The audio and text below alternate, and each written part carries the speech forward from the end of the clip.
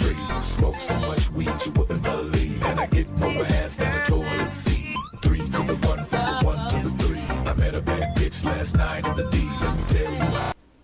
Welcome to RUmboyz Central. I have something I wanted to do a little bit different. I found out recently, a little bit late, I might add, about the Triple B's Lavar Ball, Lonzo Ball fight, and about the quality of the shoes. And I had no idea that it was literally as bad as people would joke about. Like, if you would read on Twitter a few years ago when Lavar Ball would talk about his shoes, and people would joke, they would say, like, oh, you know, he's making them in a sweatshop, and he's using his son for fame, and all this stuff. Like, they joked about that. That wasn't what the media said. ESPN and other sports outlets, they would talk about him like, oh, you know, he's a good father. He got his kids scholarship.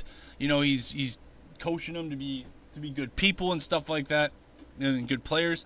They would hype the guy up like he's some good guy. And I always thought he was a little exuberant. I always thought he was kind of funny. But I had no idea that it was literally, their relationship is joke-worthy. It really is. It's as bad as everyone says. And I just wanted to show you this clip. We'll go through a few clips, actually. Here's the first one from Ball in the Family. We'll watch this. Hell no, I wouldn't change the name. I'm just saying from a marketing standpoint. From a marketing standpoint, regardless of what it is. I'm just saying, that's my opinion. I'm just asking a question. First of all, I just want to say, like, I don't watch all the seasons and stuff like that. I've seen probably like 10 episodes total. I think it's absolutely beyond fucked up that Lavar Ball, who's been a professional athlete for like 2 years, was a football player, knows very little about being a professional athlete. Lonzo Ball is an NBA player, which is a lot harder to become. He's an elite athlete. He was an elite college athlete, and he has a brand. And Lavar Ball is 9 seconds into this clip, and obviously this is out of context in the middle of an episode, and obviously I recommend you watch the episode. I'm not going to try to like take credit. Ball in the Family, it's on Facebook video, but 9 seconds into this clip, Lavar Ball is already telling him, you know, don't tell me what to do with this company, as if Lonzo isn't the primary like centerpiece of the company, the number 2 pick to the Lakers, as if he's not the reason why the company exists in the first place. Just absolutely asinine. Let's go for it. I'm saying Triple B's always going to be the name, on the fact that it also stands for the 3 Ball brothers. I'm not changing that at all. What's your opinion on that, Joe? I don't give a about his opinion. I just want to hear. But no, listen to me, son. When I come out with a name and there's somebody... See, I didn't know Lavar Ball was this bad. I didn't know that he was this much of a drama queen. And this really illustrates it. He seriously loves attention so much. He loves attention so much, he wants to take it away from his son, who's earned the attention. That's... wow. This is revealing. Tell me to change it. That's like me telling me to change your name. That's like people saying, oh, hey, change Lonzo's name to Alfonso on the fact that he's been damaged goods for the last 2 years. So disrespectful. Unacceptable. The brand is demolished right now. The brand is not demolished. Okay. That's how you feel the brand is demolished. That's everybody feels. Who's everybody? The world. The world? That's the consumers you talk to? Yeah. It's all messed up right now. Why is it messed up? Because one person did something bad? He was the main person. He wasn't the main person. He ran everything. Dang, he didn't run everything. That's just my story about that. Basically, the big baller brand manager, the CEO, CFO, whatever, Lavar Ball's friend was funneling money away from Lonzo and Lavar and hiding it away, and then he got caught, and then they fired him. So yeah, Lonzo is 100% right. The brand is done. Nobody cares about your brand. Let's move on to this. This is even more revealing. This is the most messed up thing. This is like, it takes the jokes and it turns them into like a depressing story about Lonzo. And I seriously feel horrible for this guy. I can't imagine being pushed to be an athlete and then achieving it and having the world at your fingertips, and then your father is just trying to control your life. Like, he controls every aspect of your life, and if you try to talk back, he yells at you. That's just ridiculous. Like, if you don't support your kids, you're a bad father, period. I don't care if they went to school or whatever. He's a bad father. And, you know, when This is, by the way, this is Josh Hart's podcast. I highly recommend you go to that too.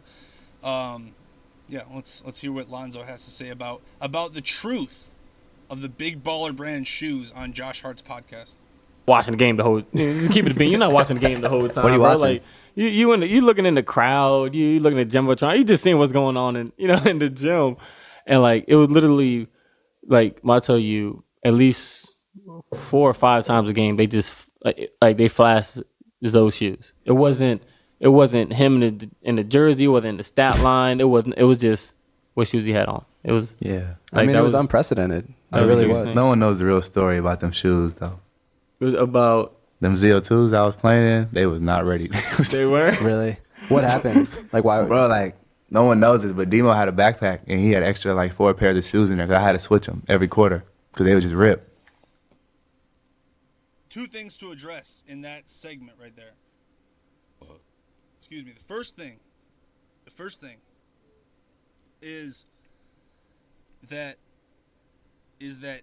he had to switch his shoes.